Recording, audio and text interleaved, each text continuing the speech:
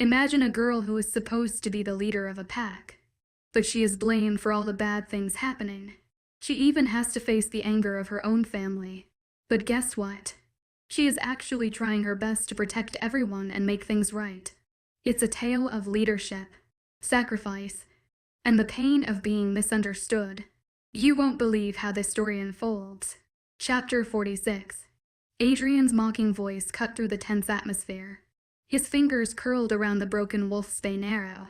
The acrid scent of the poison filled the air, reminding me of Jay's injury. "This is all you've got," Adrian sneered, his anxiety barely concealed beneath his confrontational exterior. "You fools. You really want to follow a leader who cares about his own life and not of the people who follow him blindly. Is even worth calling leader if he cannot even have the dignity to accept a challenge that will stop this stupid massacre." We waited, the seconds stretching into minutes, for the opposing pack to either retreat or for their alpha to show himself. The air was thick with uncertainty, and I could see their resolve wavering as they unconsciously took small steps backward. My impatience grew. I wanted to avoid further bloodshed, but I also desperately needed to check on our injured allies. Adrian fidgeted beside me, drawing my attention. I turned to him, concerned that I might have overlooked an injury in the heat of battle. "Calm down," Adrian's voice echoed in my mind through our mental link. "I can feel you bursting from anxiety. I just want it to end as soon as possible and am not hurt. Not as badly as your wounds. Just end it." I nodded in response, grateful for his reassurance but still feeling the weight of leadership on my shoulders. Rising to my feet, I realized I had no clear plan of action. However, fate intervened, sparing me from further deliberation as the most awaited person of the day finally graced us with their presence. He came growling and glaring with his glowing yellow eyes, which was meant to make his victims fear him. He stopped good 10 feet away from us and roared, "You will pay for mocking me in front of my pack. First I'll kill this obnoxious girl who thinks she could play big boy's game, and then I will tear this wretched human from limb to limb." He was an alpha who get mocked and called coward in front of his own people. His pack and the culprits were right in front of him. He wouldn't stop until he punished who are responsible, until he had a go at me for himself. He needed to do this for his own good. His eyes dark and to a shade almost like black, and he didn't even bother to strip as he ran at me, shifting in mid-run and tearing his clothes in the process. I made some distance between Adrian and me to avoid hurting him by mistake as he rushes towards me, with his large brownish wolf with the intention of killing me. He jumped at me with a wide jaw which thirsted for my blood, but I simply moved aside just in time for him to go rolling on the ground. You might be fast, but I have practiced with elders, and after that he is as fast as a normal wolf to me. The surprise is clear, but he didn't let it waver him for a second. He snapped at me with his sharp canines, clearly trying to bite a huge chunk off as his claws dug into my forearms. With a growl of my own, I pushed back against him, using all my strength to throw him off me. He rolls to his landing, but this time is quick to his feet. Growls and snarls are shared between us as we fight without holding us back, our intent to kill unwavering as we attack again and again. His canines found me again. His claws kept eating new wounds all over my body, but I didn't feel any of it, as all those words of hatred and Jay's face keep coming in my head. I let him have his fun. Let him show his strength to his pack.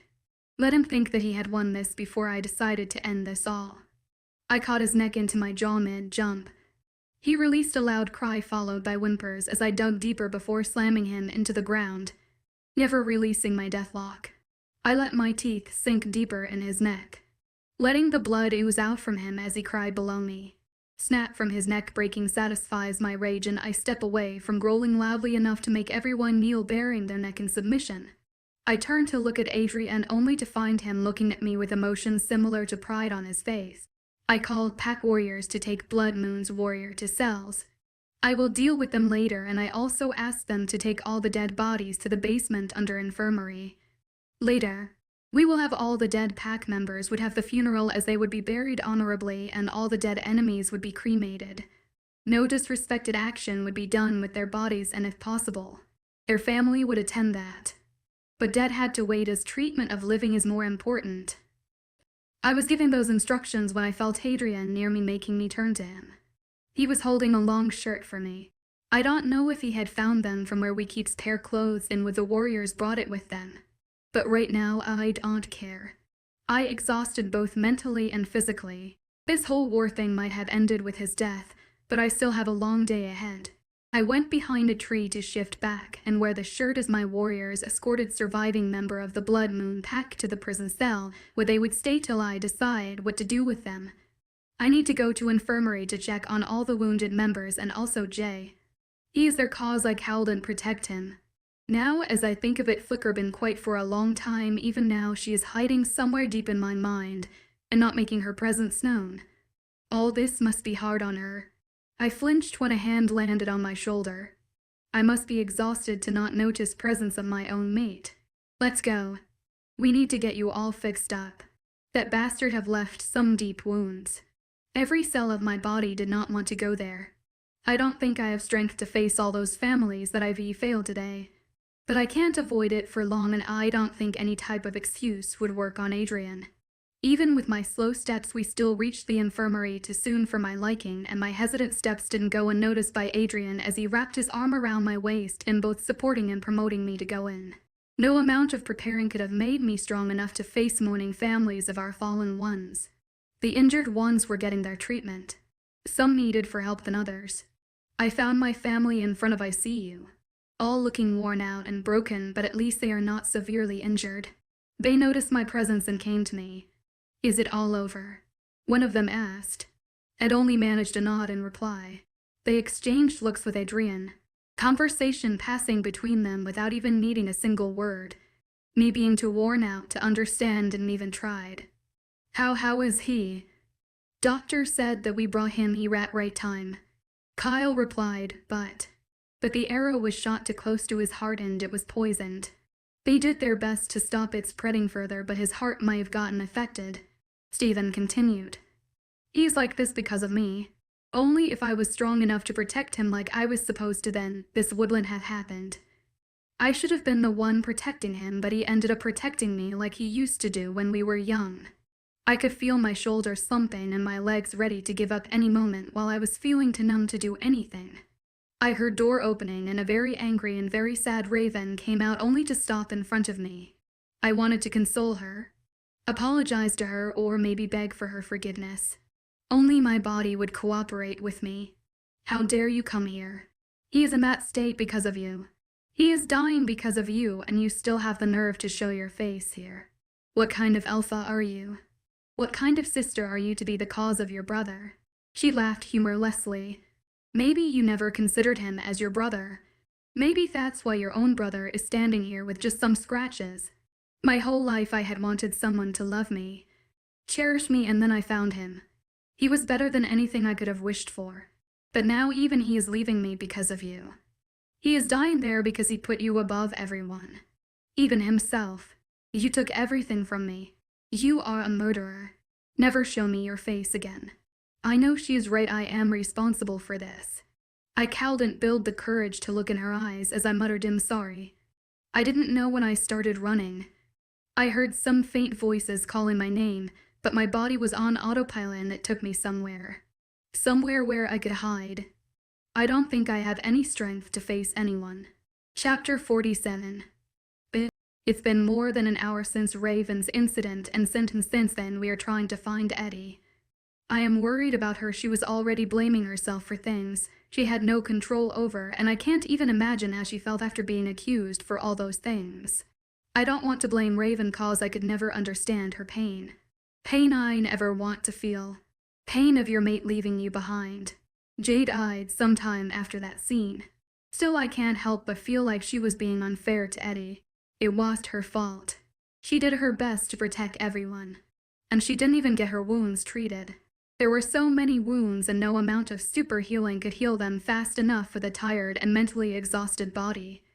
That's why me and Tyler had been looking for her while rest were with Raven. We cannot leave her alone at a time like this. She also needs family support. Finding Eddie is seeming to be very difficult as she had blocked her link to both me and Packen. We have looked at every place we could think of. Tyler just called me to tell that he hadn't found her smell anywhere near Borders. which means she still is on Pac-Land, but I also looked at our home and her office and there is no trace of her being there. I need to find her as soon as possible. She needs me now more than she ever had. Even with the blocked link, I could feel her emotions. They are faint but enough to tell me she needs me.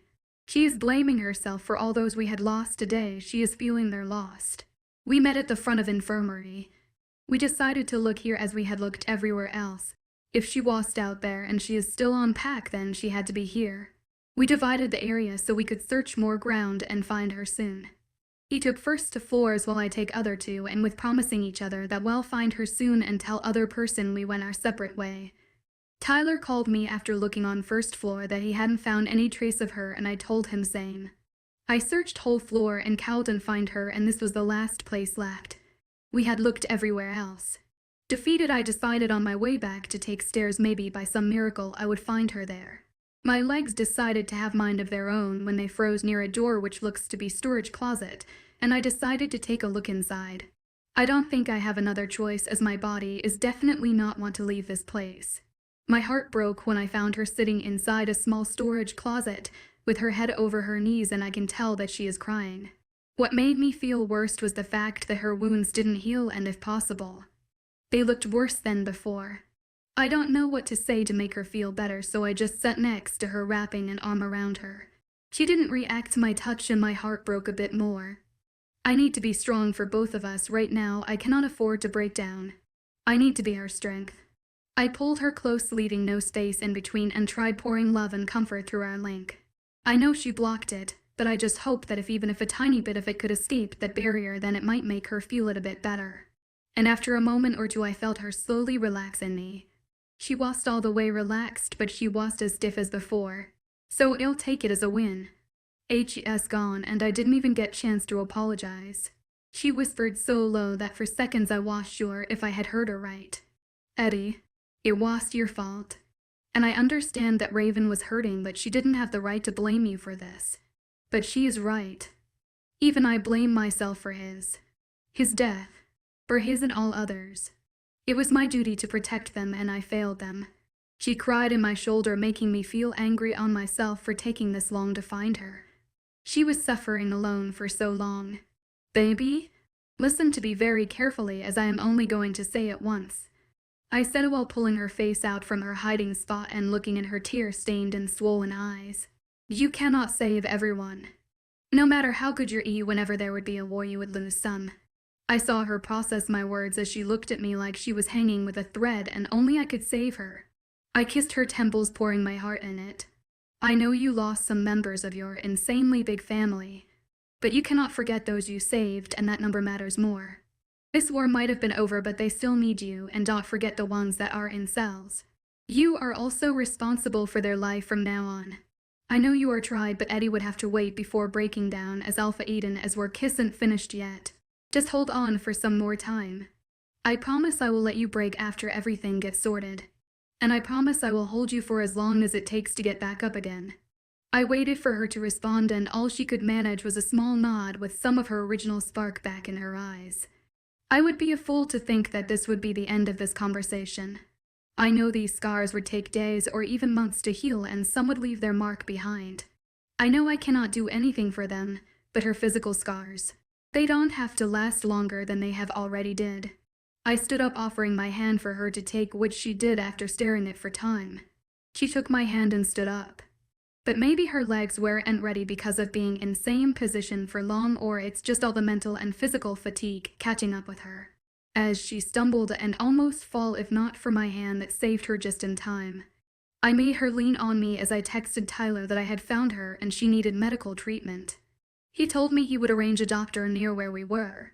It would save us some time, and also there are far less people around here. And it's the last thing I want for her to meet more people in the state that she is now. I picked her up in bridal style, knowing that this would be easier for her given her attempt of standing up.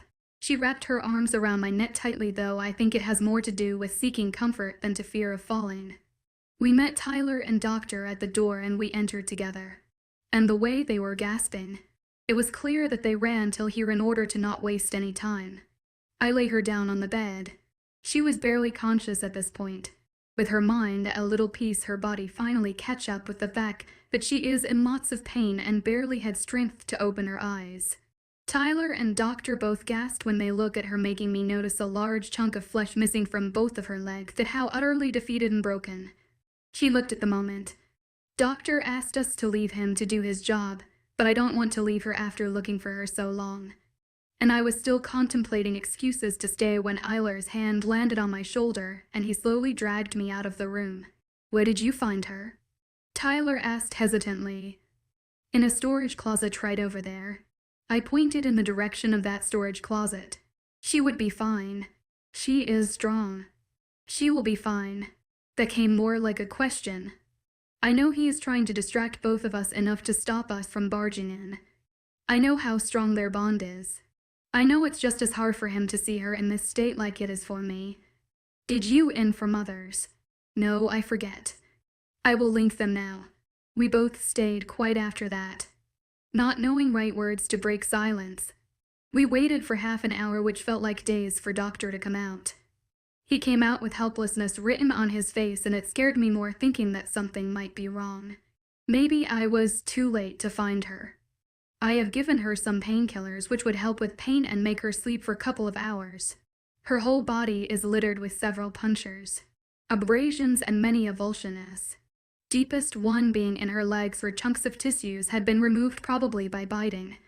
She also had lost a lot of blood, and if she wasn't an alpha with healing better than normal wolves, she would have lost conscious way before, maybe during that fight.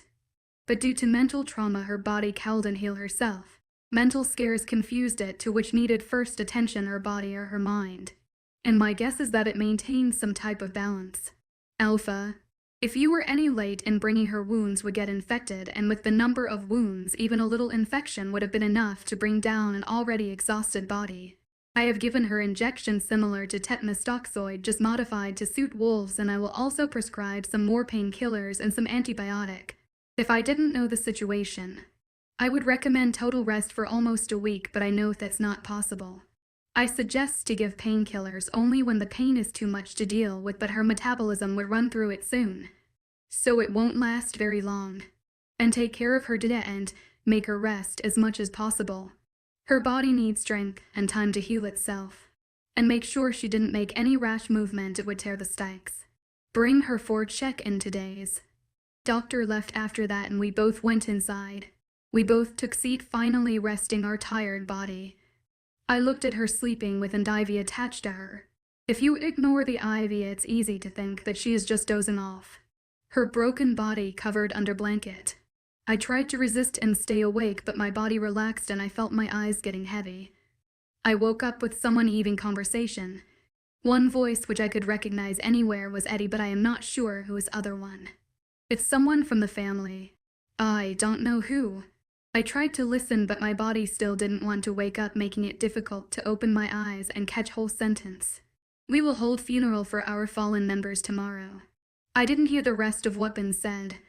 If she doesn't want to see me, then she won't. But then how will you attend his funeral? Your presence is important there, Eddie, not just as a family member, but also as the alpha. He would want you there. Funerals are not for the dead, but for the living, and my presence would only bring pain for living, and we have to alphas. Even if I can't go, Adrian can, and he will go. Eddie, it was your fault. She will have to see the reason to. This time I recognized the voice that belonged to Kyle, and I slowly opened my eyes and everything looked blurry.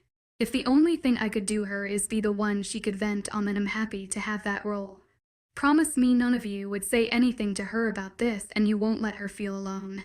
She might have lost her mate, but she still has her family. I shifted uncomfortably as my body ached from being in these uncomfortable chairs for long. I turned to find Tyler in same condition, but more aware of surroundings than me. Our movements got their attention as they stopped their conversation. I was hoping to find her sleep and you two up, but remain me to not trust you to with the care of patient. Kyle joked in order to loosen up the tense environment. Says who? You who used to eat patient's food. The gross one that they feed the poor souls trapped here. Tyler countered, making me wonder what could be the story behind this comment, but it was enough to shut Kyle up. Kyle, I want to have a meeting with the Blood Moon Pack tomorrow after funeral. Tell them to pick 5 representatives. She paused to look at each of us, and before we could protest, she continues, I want to deal with everything as soon as possible. Then I will not leave my bed till all of you feel satisfied. Promise. Adrian, let's go home. I am done with the day, and you two also need rest. We all have a long day ahead of us. After a minute and two, they both left, making it clear that they would very much like to keep her in sight, and after warning her about not resting and moving too much, I released the breath I was holding. I wanted to be alone with her, but I couldn't justify kicking them out. I went beside her before she could make attempts of standing up on her own. I know she is stubborn that way. So I picked her the same way that I did when we entered this room. The only difference from that time and now is that I feel more relaxed this time. Chapter 48 Eddie's POV. I can't believe I reacted so childishly. Troubling everyone. Tyler and Adrian had to come looking for me while I was hiding in the corner. They didn't even get the chance to rest properly and to look after me. But I did not have the courage to face anyone at that moment. I needed some time and space to collect myself, but that only happened when Adrian was by my side. Maybe I should have started with that. But it just seemed unfair to depend on my mate when I was the reason for someone losing theirs. Maybe I am a little selfish as I don't want to stay away from him. He gives me strength, and goddess knew I don't have mine even to stand on my own 2 feet. Even though I had blocked all the links, he somehow still knew how I was feeling and what I needed. I do feel like falling apart, but I know that every honest need of their alpha to be present is more important than mine taking a second to breathe. Dad is staying with Raven for the night. He understands her pain more than any of us, and I think Dad had found it odder in her. It's good for both of them, they can keep each other company for a while. I totally understand and respect her decision of not having me at the funeral, but others are having a difficult time to come to terms with that demand. I understand both sides, and I know that Jay would understand my choice. He was always understanding. Baby, get out of your head and finish your meal, or I would start feeding you like I used to do with my sisters. Adrian's voice breaks through my thoughts, and I nodded. I looked down to see I barely had started eating, and seeing no point in worrying him any further, I picked up the fork and tried eating. But my hand kept trembling. I don't know if it's trembling from fatigue or from the mess of thoughts that is in my head. Adrian sighed and take the fork from my hand and start feeding me. He patiently feeds me as I take my time. After feeding me till he was satisfied with the amount of food I had consumed, he gave me some pills. I guess some of them must be painkillers, as I felt less in pain and drowsier. He picked me up to take me to our room. He carefully changed my clothes and put me in bed. Hang in there just a little longer, then I will let you cry and fall apart, and I promise I will be there to hold you. I will always be here for you. Always and forever. He said and kissed my temple, and I felt myself drifting away. Something woke me up, and I groggily looked for the reason, only to find an empty place where my mate should be sleeping. And I don't know why the first thing that came to my mind was that someone took him away, making me jerked into a sitting position. The pain made its presence is known due to sudden moment. Maybe it's the reason for me waking up. I took a deep breath to calm myself enough to look for him. After looking around the room, I found a faint silhouette sleeping on the couch, and instant calm spread through my body. But why is he sleeping there? It must be so uncomfortable. And I want him here where I can touch him or feel him. I decided to go there to bring him back to bed. We still have hours of time to sleep. Perks of going to bed early. I pulled my legs from the blanket and put one on the floor.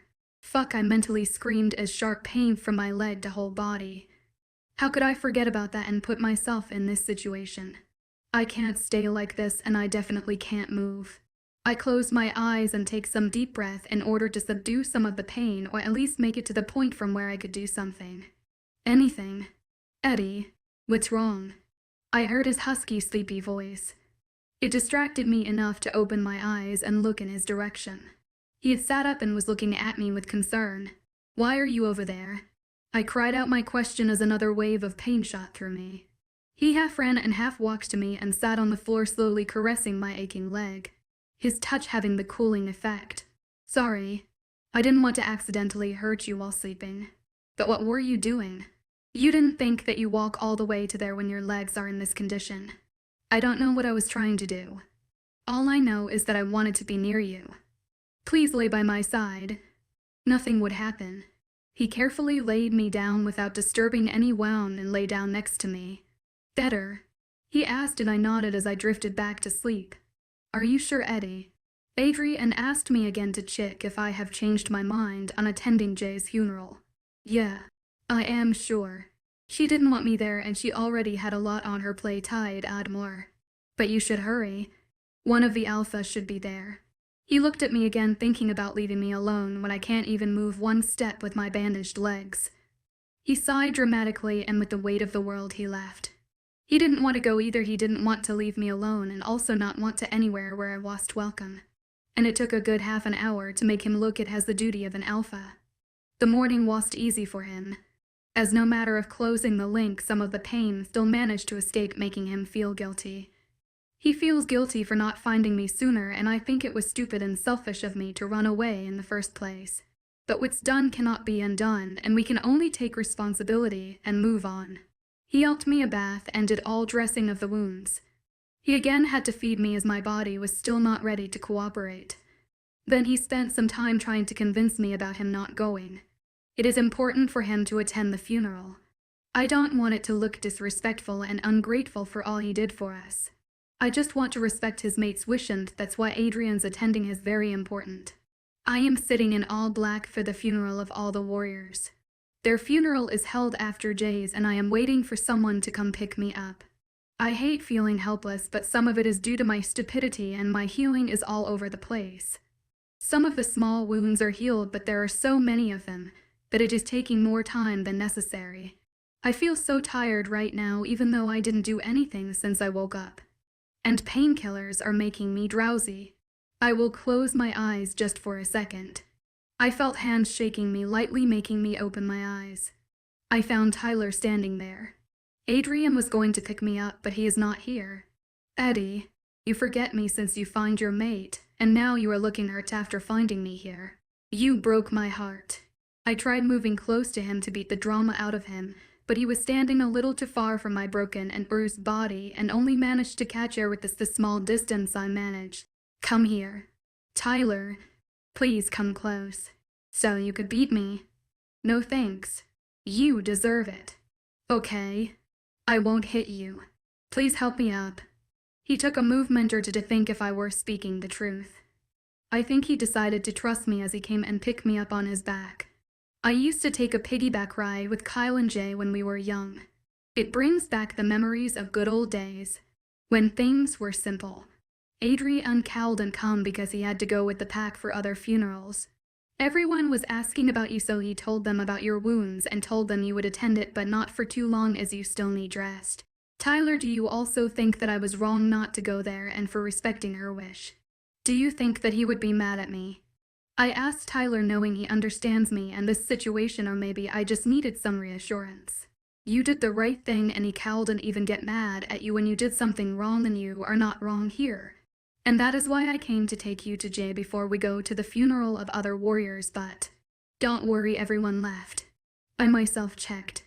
He assured me, knowing full well who I wanted to avoid, and start walking.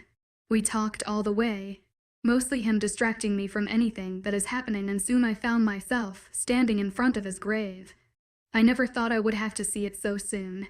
Hell, I never even thought of any of us dying like we were invincible. But here I am standing at your grave and still struggling to believe that you are not here with us.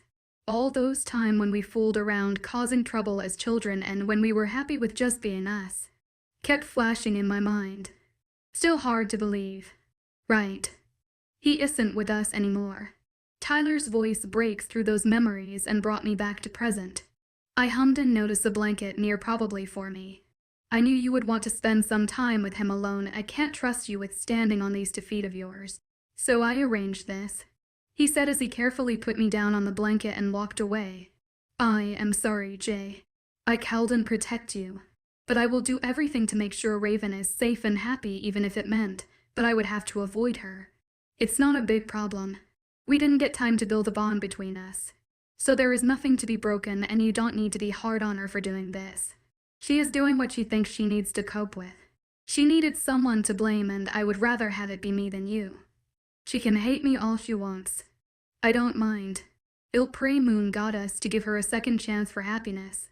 You should do that too. Now that you are with her, you have a better chance of persuading her than anyone else. You be happy. Be happy. We will be fine.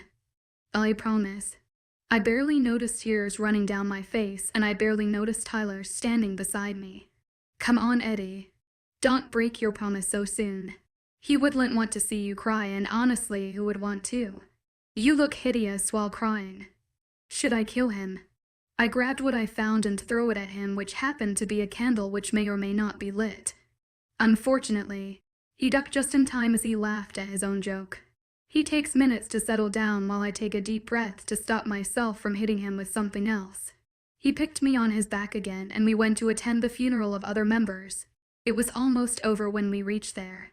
Adrian was standing there with pack members looking a part of them like he belongs there as much as I do. He was comforting them with his calm and sincere presence. He was fulfilling the alpha duty well, and pack respect him. He sensed my presence and turned to face me, and smile on his face grew 10 times, making others to look at me too. Tyler moved us closer to them, and Adrian came to us to bring me to his embrace. I heard a faint "I missed you" from our link. After attending the funeral, I was too exhausted to attend the cremation of Blood Moon warriors, even though I wanted to be there to show respect, but in the end, only Kyle, Tyler, and some of their own pack member attended it. Adrian brought me back home, and I fell asleep in the way home. I have called Blood Moon Pack for meeting to decide on their future. The earlier it gets resolved, better it would be for everyone. I don't want to keep anyone in cells longer than necessary, but I cannot trust war prisoners enough to let them roam freely in my lands. I have discussed what I am going to do with them with others, and now I am waiting for their escort to deliver them here in the conference hall. It has already been a long day, and those pills that barely do anything except making me drowsy are wearing off, and body is aching all over.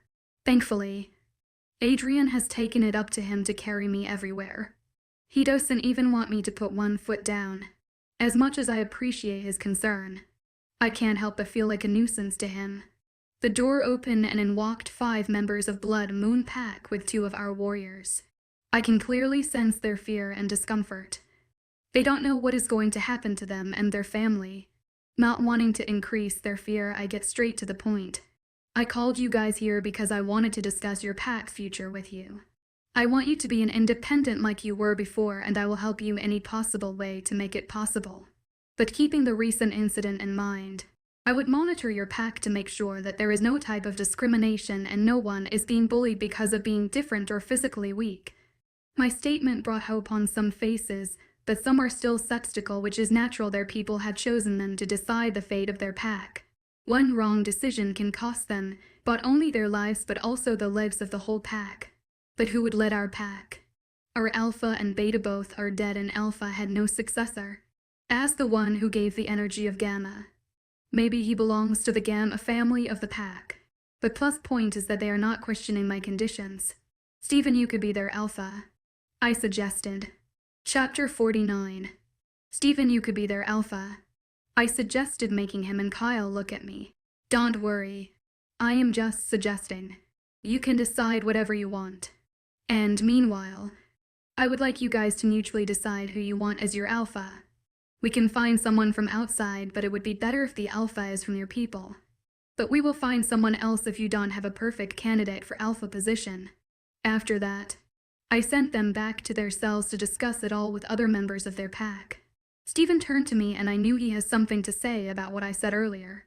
But he paused for seconds, maybe for collecting his thoughts or choosing the right words. Alpha, I am honored that you thought so highly of me, but I would have to decline. There's a lot of bad blood with that pack, and my wounds are still too fresh to even think about visiting that place. And I am very happy here with my mate and the rest of my family. It's okay. I already knew you would say something like that, but I couldn't decide for you. It had to be your choice. And I am glad to hear that you are happy with us. I dismissed them and turned to Adrian, extending my hands for him to take me in his embrace, which he did without any hesitation. He pulled me close, and I laid my head on his chest and closed my eyes. The feeling of bliss that I get just from being in his arm is enough to make me forget about everything. I felt myself floating as all the tension and pain left my body, and I felt my eyes dropping. We had arranged a small dinner get-together thing in the pack. It's a good way to help everyone look at the brighter side of the darkness and have the will to keep living. Most of us have lost someone close to us, be it family or friend. This dinner is to appreciate everyone's efforts and and inform them about the changes that might happen. You all know why we are meeting here. Just 2 days ago, we were fighting a war for our beliefs, our family, and our pack. And I would like to thank every one of you. I understand it was a difficult time, but you didn't lose hope and keep fighting till the end. I appreciate all of your efforts, and I also understand your pain. I am truly sorry for not being able to protect your family members who gave their lives to save us, and I know I can't do anything to replace that missing hole from your life and family. But I promise you their sacrifice won't go in vain. They wanted us to live and be happy, and we will do all that and keep them in our hearts.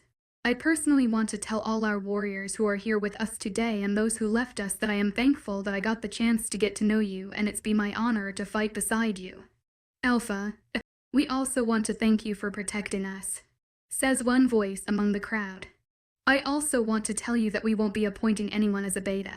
Kier's family has the beta position for a generation, and it would remain that way, I said, making everyone look at me with disbelief.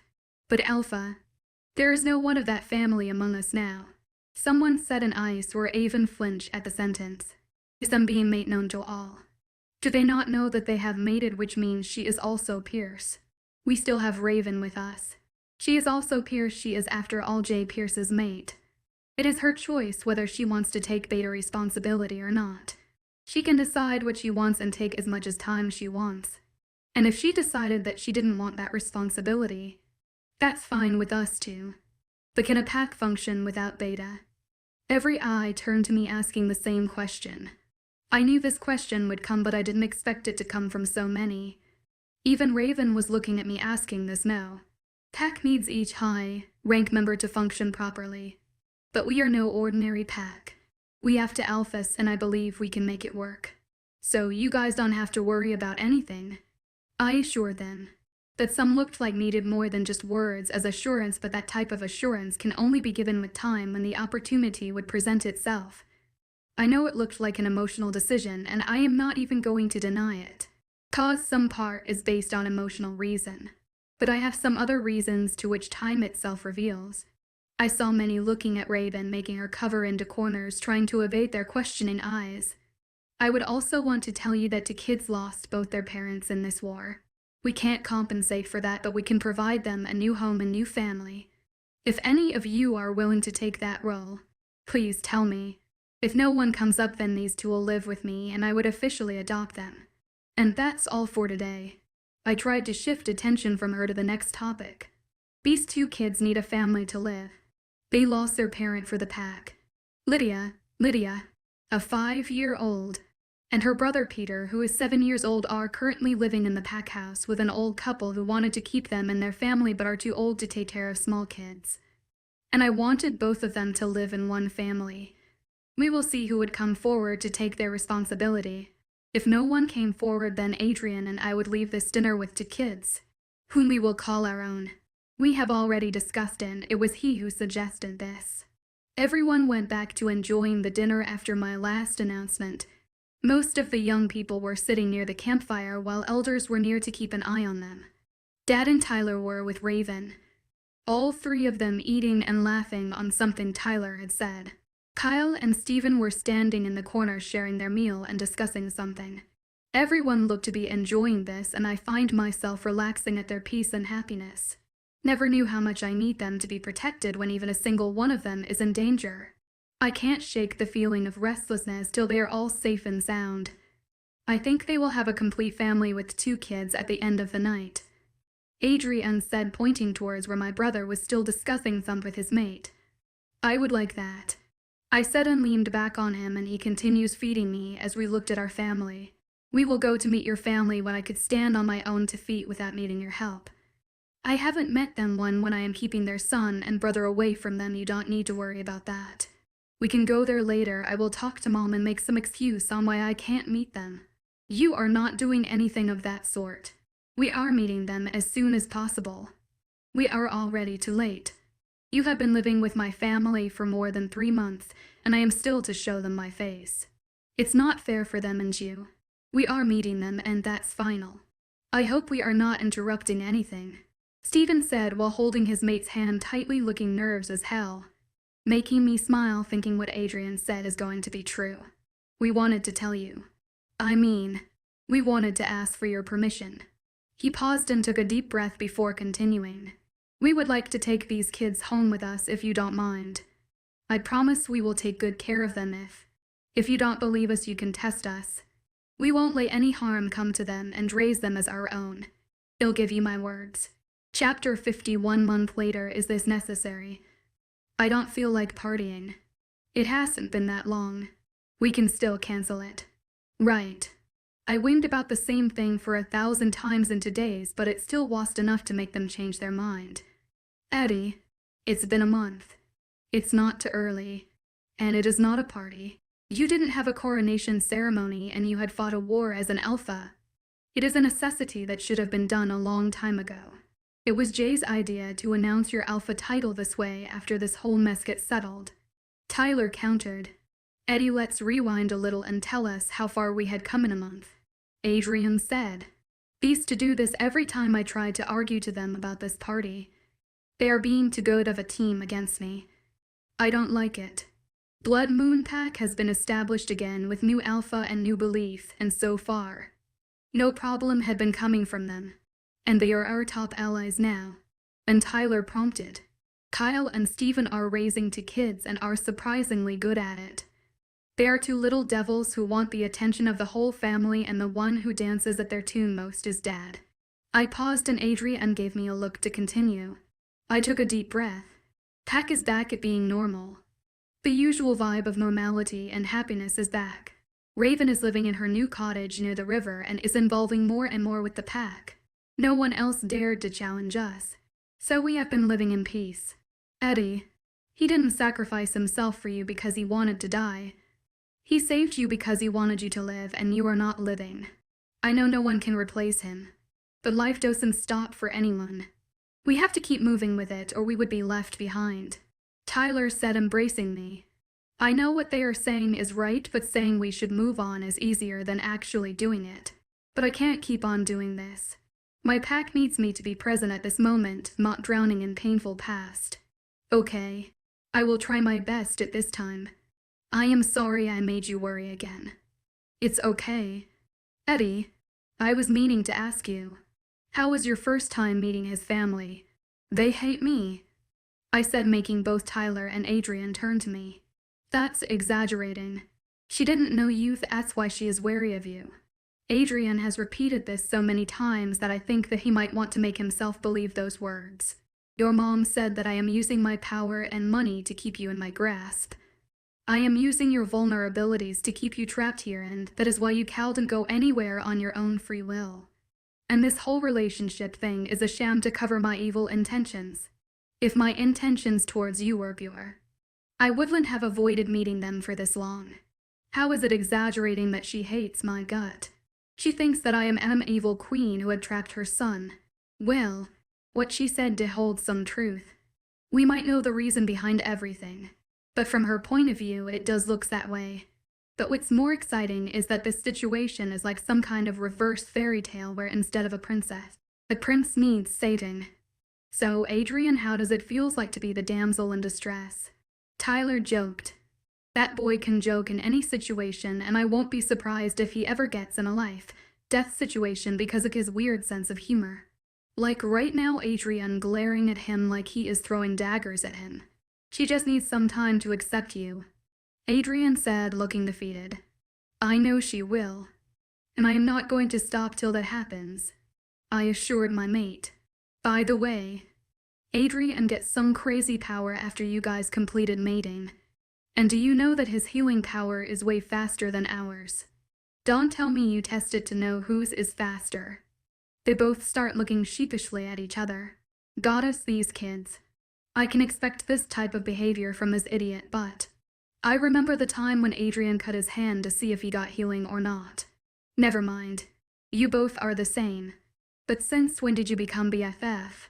since we had taken care of a whiny baby together. That type of shit brings people close. Tyler, you know I love you, right? I said, taking a step toward him. He said, taking a step back. You know I would never hurt you purposely, and if I ever hurt you in the future, I should apologize for that in advance, right? So, Tyler, I am extremely sorry for killing you by mistake. I jumped on him as I said these words, only to be stopped by 2 hands holding me tightly from back. I turned my head back to see Adrian holding me. I tried freeing myself, but he only tightened his hold. I growled at him in frustration. He kissed my cheek, ending my growling. I looked at him in a daze, completely forgetting what was happening. The sound of footsteps brought me back to reality, and I saw Tyler escaping, using this moment as a distraction. I turned back to Adrian to complain, but before I could even open my mouth, he kissed me again, this time on lips. One of his finds its way to my hair, and he grabbed them to tilt my head in the right angle.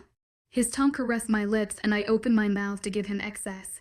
But to my dismay, he stopped and his hands left my body completely. I waned at loss of contact. He chuckled, looking at my dazed expression. How adorable. Be a good girl. He patted my head and left me standing there, trying to understand what the hell just happened. Are you sure about this dress? Cause I am not that confident with this slit. It is showing my scars. I went to Adrian as he was the one to pick this dress. He is more confident about it than me. Stars show how strong you are. Your scars make you more beautiful, and it tells these alphas that you are not one to mess with. So you are just happy that no one would approach me. Yeah. Can you blame me? You look so beautiful that anyone would fall for you, and I don't like competition. Even though my wounds have healed and most of the scars have also healed completely, but I had a large piece of flesh torn out of my both legs, which had left some nasty scars on their way, which I don't think would go. I wasn't feeling too confident in showing skin due to the increased number of scars that are littered in my body. Some were just shadow of their original shelf, but some were more prominent. But this mate of mine had picked this dress that would show most of them. I won't deny that I like this dress. It is a simple black V-neck dress with a slit on one leg. It is simple and elegant, and I would have been more confident to wear it if there weren't so many stars. Enough about me. My Prince Charming is looking delicious in his tux. How could one look so matured and dangerous with their boyish charm? I wish we had more time before the party. Though when do we get what we want easily? Maybe later. Ladies and gentlemen, I know we are a little late at this and you already knew this, but I would pretend that you don't. I proudly want to introduce the alpha of our pack. My daughter, Eden A. Crescent Black, and her mate Adrian Lucian Whitaker.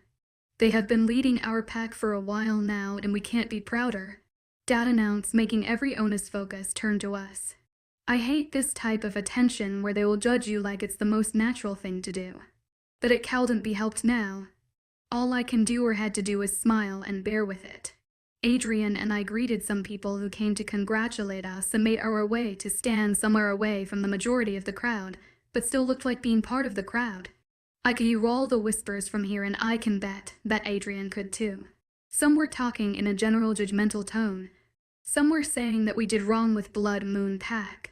Some even said that I don't know how to act like an alpha, that I don't have what it takes to be alpha of a pack. But few were supporting us too. I looked around to see what others were doing. I wanted to be surrounded by my people right now, only to find them trapped in their vicious circle of gossip mongers.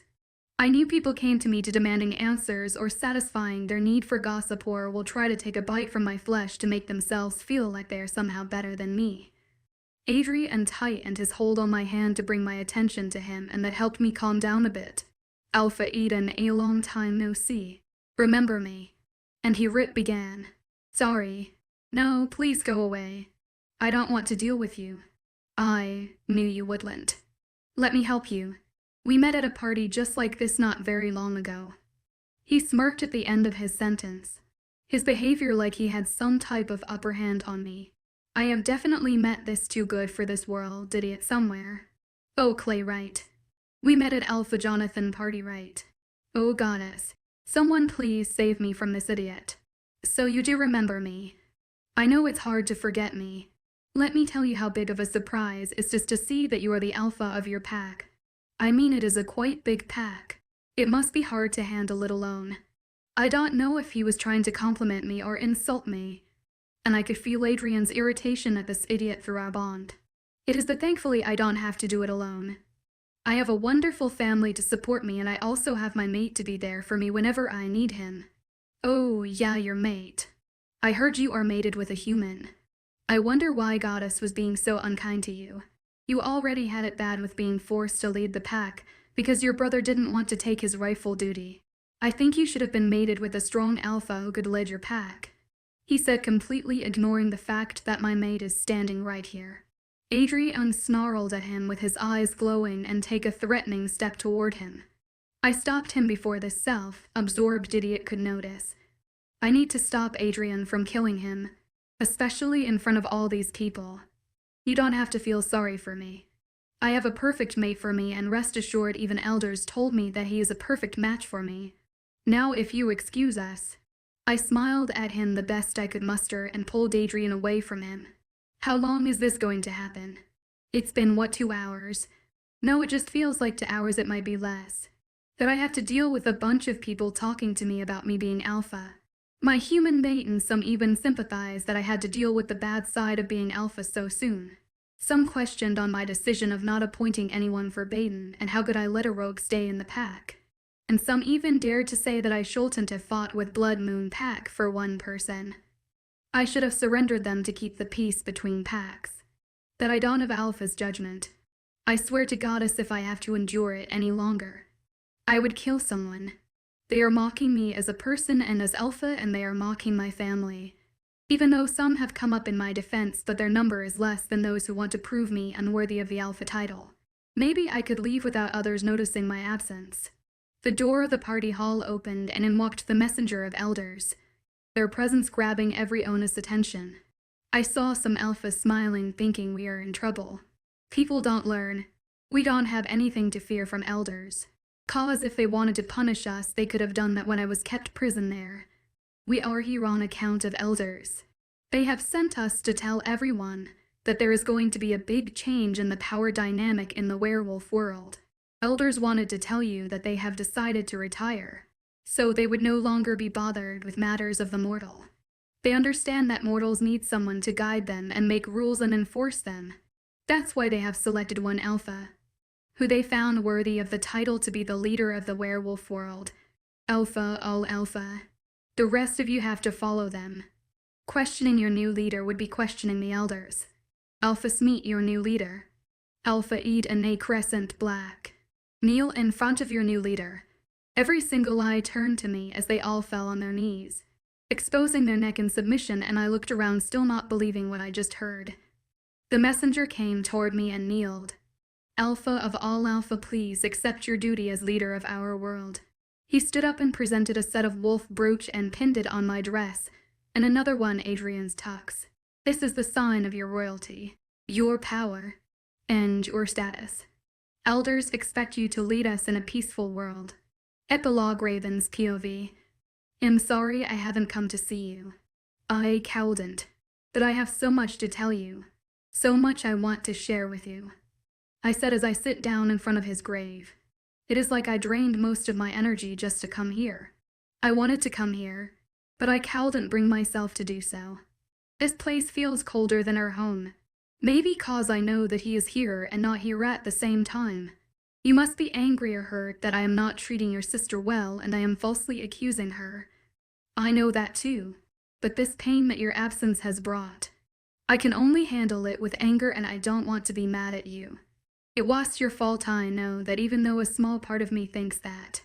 I don't want to hate you, and she seemed to be the next best option. I know that's unfair, but initially, I just wanted to prove it to me or everyone that every alpha is fucking the same. They don't care about anyone. No one matters to them except themselves. I wanted to see her abusing her power just like I have seen it happen my whole life. Maybe I'm needed as a reason to justify my hatred toward her. But she took everything. Even when it was my fault. She apologized to me. She is making it hard for me to hate her. But I need to hold on to it a little longer, till I find something else as a reason to survive. You know how annoying your family is. They don't leave me alone. Every night one of them would come to have dinner with me. And that ex-alpha you told me about, I haven't seen him one bit. Instead of him, a found adopting father would seem to have adopted me as his daughter, even when I have hurt his real daughter so much. I have seen that strong alpha who had brought everyone down on their knees getting defeated by the hands of 2 little kids. Well, the devil would be more accurate for them. They know how to make their grandfather dance on their beats. You should see them. I bet you would be like that too. A tear dropped on my hand. You used to say that I am strong. But if I am strong, then why can't I bear with this pain? Why does it feel like increasing with every breath that I take?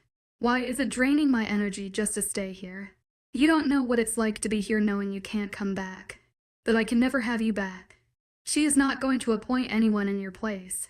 She said this title belongs to your family. She said that I am also part of this family.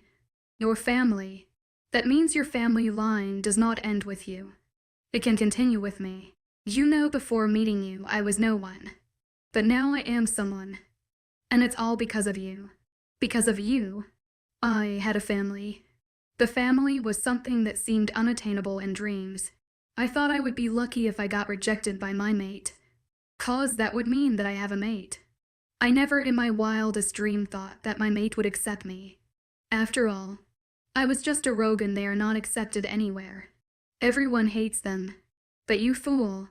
You didn't just accept a rogue like me, you also gave me a family who loves me and accepted me. That is so much more than what my biological family did for me. I didn't just come here to complain. I have some good news to tell you. We are going to be parents soon. I sniffled and took a deep breath. You heard right. You heard right. I am pregnant. We are going to have a baby. It's already been a month and a half. Maybe this is not the ending of my story. Maybe it'll have a new beginning. Thank you for tuning in. If you enjoyed this episode of the story, please give it a like. And don't forget to subscribe to get notifications for updates.